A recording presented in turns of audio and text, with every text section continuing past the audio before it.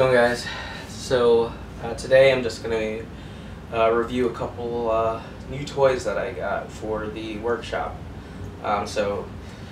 Just got my hands on this brand new, just released Milwaukee M18 Plunge circular track saw, whatever you want to call it. Milwaukee's been trying to release this baby for quite some time now, and they're way behind everyone else. I was in the market for one because I've been building some cabinets and doing a lot of woodworking recently. So I figured along my table saw and my other tools, a track saw was going to be super helpful in my upcoming projects. So I was looking into track saws, and I was pretty dead set on getting a Makita. I was going to get a corded Makita saw, but then I saw, I started thinking like, well, I don't know, having cordless tools is just super convenient, and I feel like a lot of times if, I'll go out of my way to not use one of my corded tools because of how ridiculously inconvenient it is. So anyways, I started looking into the cordless Makita track saw options, and I don't have any Makita tools, so I was basically pricing it out, and I was gonna have to get the Makita saw, the some Makita batteries, and it uses 2 of them, so I would have to get 2 Makita batteries, as well as a charger. So if I went the Makita route, it was going to be about, depending on what sales I got, it's going to be, I don't know, $500 or so.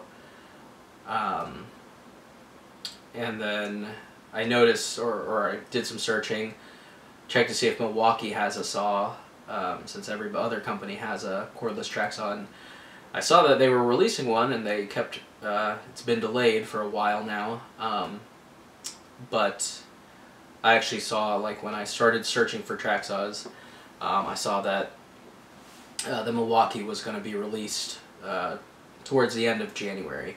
So, I ended up just waiting, and guess what? It was, they actually released it. So, ended up grabbing this guy from Max Tool. I was able to get it for, had like a coupon code, so I got it, normal retail price is $3.99. I ended up getting it for like, I don't know, $3.70 before tax. So I got this bad boy. We'll do a little bit of unboxing, and then I also picked up a set of Powertec guide rails from Amazon. A lot of people go with these, and they say they're pretty good. The M18 track saw is compatible with, the Makita guide rails, Powertec guide rails, Festool guide rails, as well as their own guide rails, Milwaukee's own guide rails, obviously, but they're insanely expensive for what they are. I think these Powertec rails, it's 2 55-inch rails. It's about $129 is what I got it for, compared to a single 55-inch rail from Makita or Milwaukee. You're looking at, at least $100 for one rail. So hopefully the Powertec rails are of decent quality, like everyone says. So let's go ahead and unbox this guy.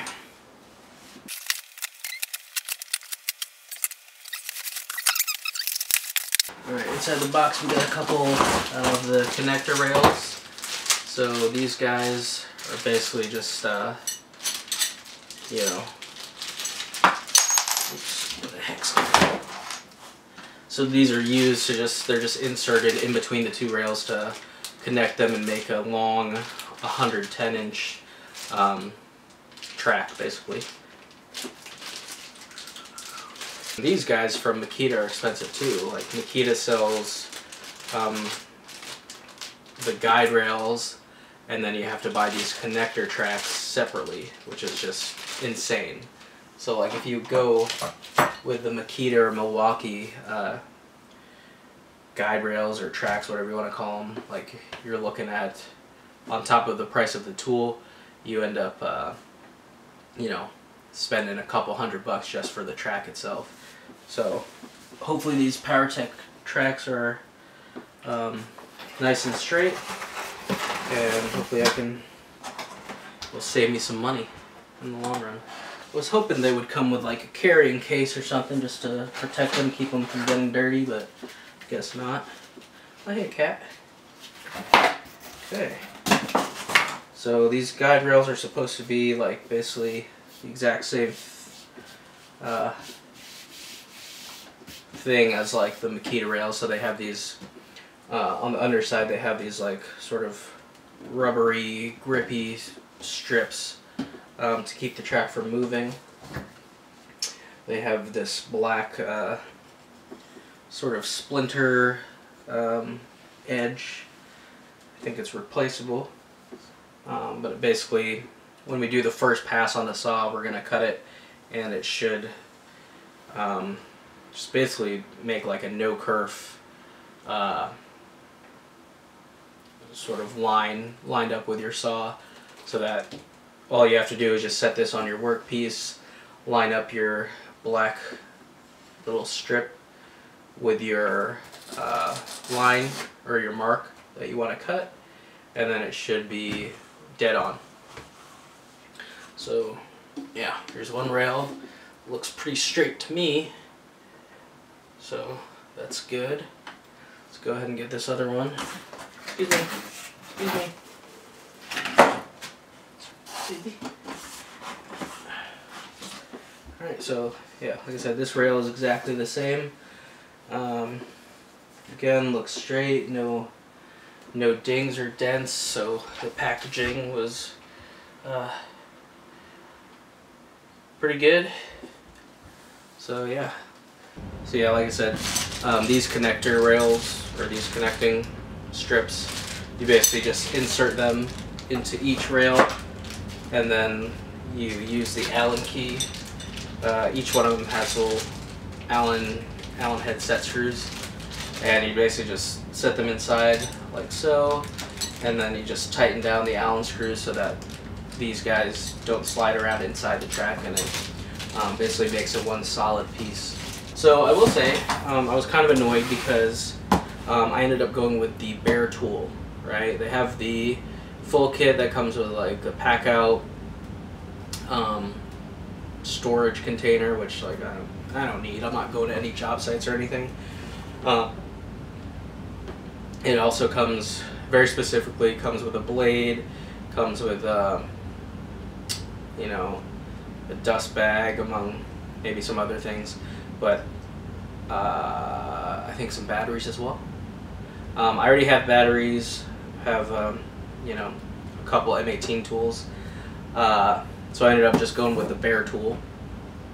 And one of the reasons why I went with this over the Makita was, one, it comes with a riving knife, which you know, as far as I know, only the Festool track saw has a riving knife. The Makita, both the cordless and the corded Makita saws don't have a riving knife, so I don't think it's going to make a big difference for me personally, but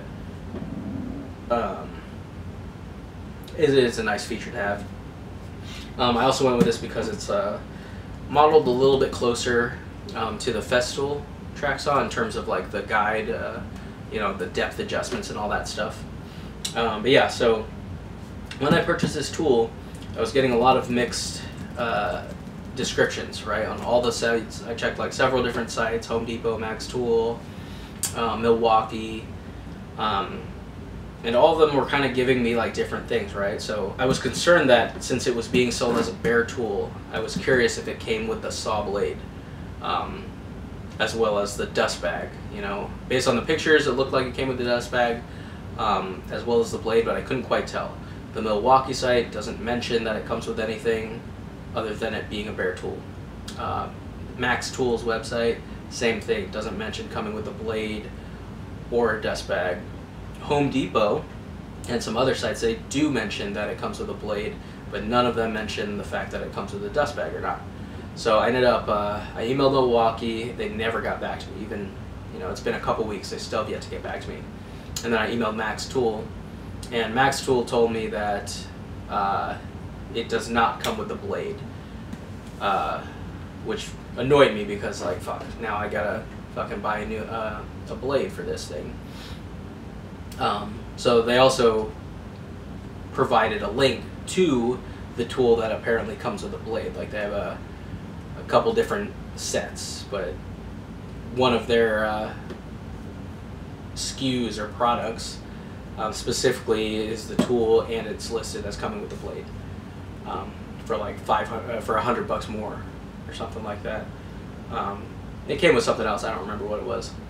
I was pleasantly surprised that it actually does come with a blade, not just a blade, but it also comes with the dust bag, which is great because now I don't have to buy either of those. I don't have a dust collection set up. I always cut wood and shit outside, so dust mess and dust collection's never really been a big concern for me, but to have a dust bag, though, you know, it'd be nice to just contain a little bit of the dust outside so it's not all in my yard. So, like I said, I was pleasantly surprised to find out that it does actually come with the dust bag and the blade, and Max Tool is incorrect. So, screw you, Max Tool. This comes with a riving knife, and it only uses one M18 battery. So, you know, the more I thought with, you know, considering the Makita track saw, the fact that it uses 2 batteries, I felt like that was going to be super inconvenient, right? Like, if I get a new, you know, start getting into Makita tools, right? Buy a couple batteries, buy the saw, you know, maybe buy a router or a drill or something like that. But I considered the fact that, say I'm using the saw and then I want to use my router as well. Well, guess what? I only have 2 batteries, so, and they're both on the saw. So I'd have to basically like remove one of the batteries, put it on the router, do my routing, and then put the battery back on the saw and make some more cuts. So that just seemed like it was going to be extra inconvenient for me. So since the M18 only uses 1 battery and I have a couple of them, I don't have to worry about switching batteries back and forth. So anyways, let's get to the unboxing. Okay, obviously it's going to come with a manual and a little M18 Milwaukee flyer.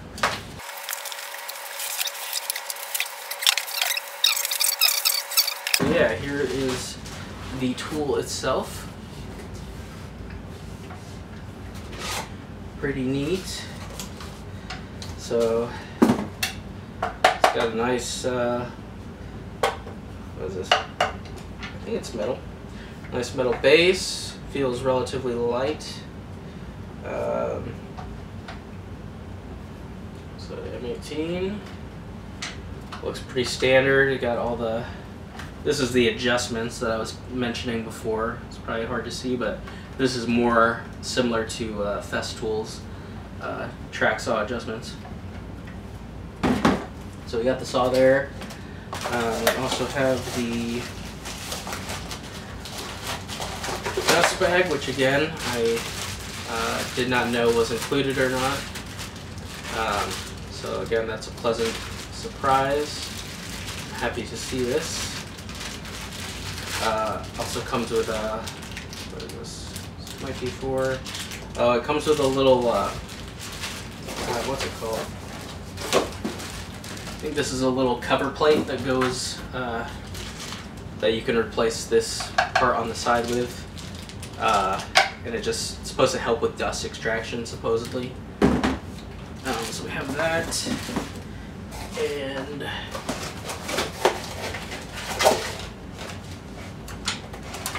of course we have the blade.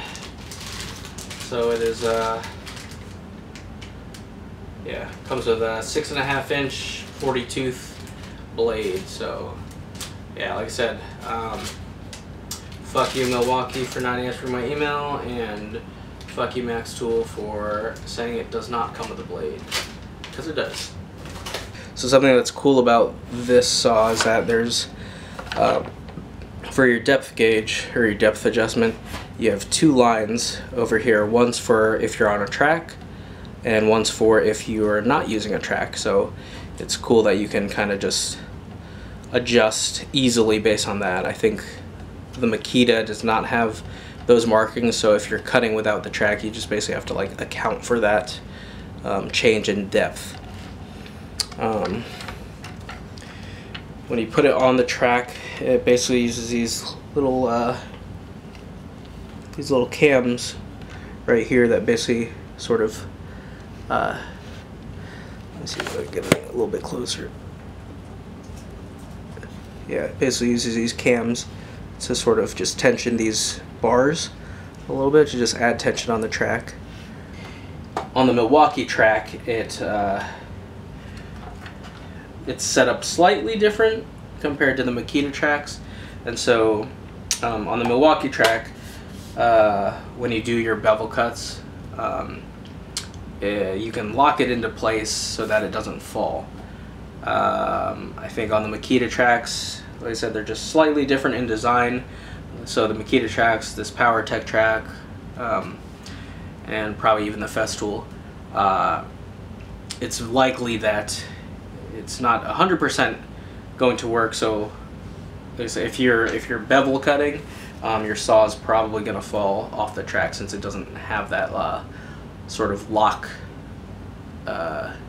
in the track that the Milwaukee track has. But anyways, let's go ahead and place this onto the track real quick. Okay. I should be able to just set this on top of the track and should slide, be all nice for me.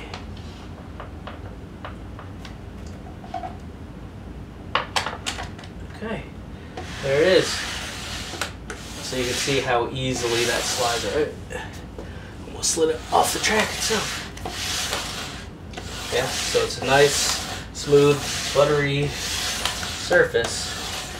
You can see there's like a little bit of play in the track. So that's what these little camshaft, not camshaft, but little cam adjustments are for. Yeah, this is that lock right here that you would use for if you want to lock the track into place. It's right here, this knob right here. Hard to see, but yeah, there's two knobs right here. So you just push it down and then boom, track's locked. Yeah, so if you have it down here, put it on the track, and then you can use these little cam adjusters to just tighten the track so there's no tighten the saw against the track so there's zero play in it.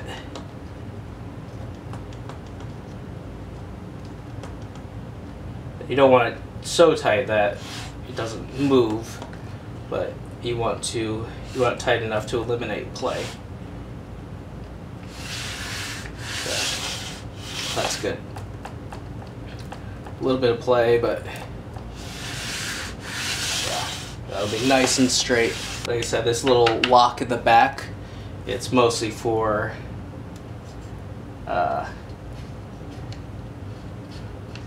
if you're doing bevel cuts so that the track doesn't fall off. But like I said, this track as well as the Makita track is not quite compatible with that feature on the Milwaukee saw. But I'm not really doing any bevel cuts, so that doesn't really matter to me. Basically how it works is, you know, you got this button right here, lets you actually plunge down. Obviously you have your trigger. You've got this guy right here. This is going to let you do like a sort of initial pass, and basically only lets you go down, plunge the saw like just a tad. So that's a cool feature. So yeah, so there's a little switch here, and then you have to loosen these knobs on the back and the front. and then you can adjust your, how much you're beveling, and you've got to stop at 22.5 on the front, so you can sort of lock into 2.5, and then it'll just lock to 22.5, or you can open it up, and then that'll let you go all the way to 45. And if you want to go to 48, then you have to click this little switch on the pad.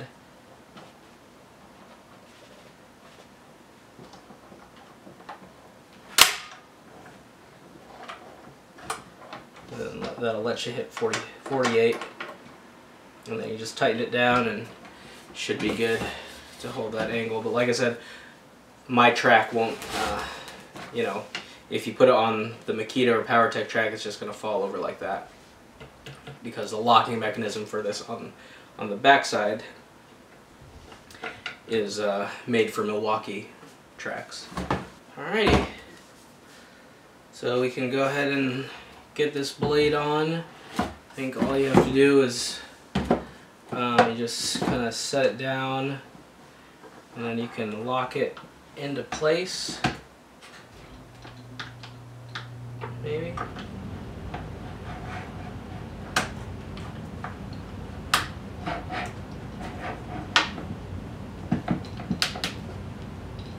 Okay, it's locked into place, so now I have access to the spot, so I can put the blade in. Allen key is right here on the top of the handle. It's pretty nifty, although kind of difficult to get at. Okay, got it. Alright, Allen key's coming out. Oh, God, wow. That Allen key is really in there. So, okay, I've got it locked into place, so now I have access to the arbor. I'm just going to hold the lock button right here, in here, that you just press to lock the arbor into place. So let's go ahead and unlock this guy.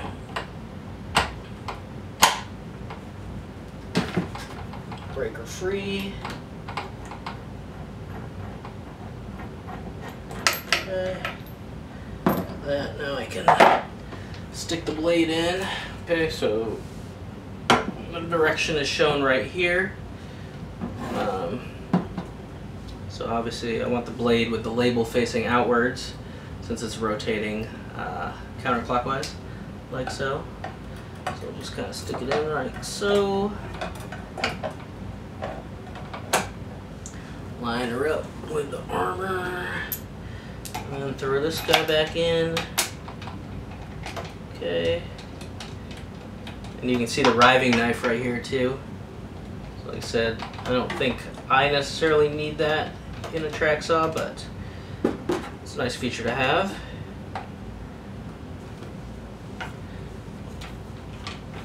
Okay, let's lock her into place. Okay. That bad boy's on. Alright. So now I can put the blade back in.